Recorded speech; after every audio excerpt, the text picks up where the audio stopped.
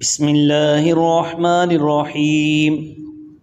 حامیم والکتاب المبین انا انزلناہ فی لیلۃ مبارکۃ انا کنا منذرین۔ سورۃ دخان کی یہ میں نے 3 آیات پڑھی ہیں،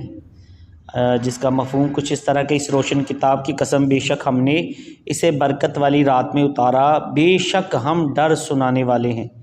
تو یہ جو آیت مبارکہ ہے ڈر سنانے والی، اس سے مراد مفسرین کرام میں برکت والی رات جو ہے اسے شب قدر مراد لی، اور بعض مفسرین نے اسے شب براءت مراد لیتے ہیں۔ بعض مفسرین جو ہے اس سے شب براءت بھی مراد لیتے ہیں۔ تم جو لوگ شب براءت کے بارے میں معاذ اللہ غلط بیانی کی ہے، جنہوں نے سوشل میڈیا وغیرہ پر، ان کو اس سے سبق لینا چاہیے کہ برکت والی رات کے بارے میں ایک قول یہ بھی ہے مفسرین کا، اس سے مراد شب براءت ہے۔ اس مناسبت سے یہاں میں شب براءت کے 2 فضائل بھی عرض کرتا ہوں،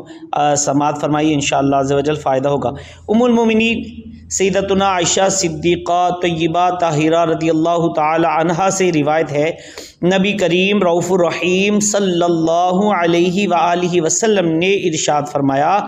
اللہ تعالی 4 راتوں میں بھلائی کے دروازے کھول دیتا ہے۔ نمبر 1 بقر عید کی رات،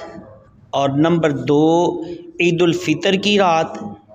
اور نمبر 3 شعبان کی 15ویں رات، کہ اس رات میں مرنے والوں کے نام اور لوگوں کا رزق اور اس سال حج کرنے والوں کے نام لکھے جاتے ہیں، اور نمبر 4 عرفہ کی رات اذان فجر تک۔ یہ در منصور میں جو سورۃ دخان ہے اس کی جو تفسیر ہے اس کے تحت یہ روایت آپ کو مل جائے گی، در منصور میں دیکھیں گے تو۔ نمبر 2 سیدتنا عائشہ صدیقہ طیبہ طاہرہ رضی اللہ تعالیٰ سے روایت ہے، نبی کریم صلی اللہ علیہ وآلہ وسلم نے ارشاد فرمایا، اب میرے پاس جبرائیل علیہ السلام آئے اور کہا یہ شعبان کی 15ویں رات ہے، اس میں اللہ تعالی جہنم سے اتنے لوگوں کو آزاد فرماتا ہے جتنے بنی کلب کی بکریوں کے بال ہیں، مگر کافر اور عداوت والے اور رشتہ کاٹنے والے اور تکبر کی وجہ سے کپڑا لٹکانے والے اور والدین کے نافرمانی کرنے والے اور شراب کے عادی کی طرف نظر رحمت نہیں فرماتا۔ شعب الایمان کی حدیث پاک ہے،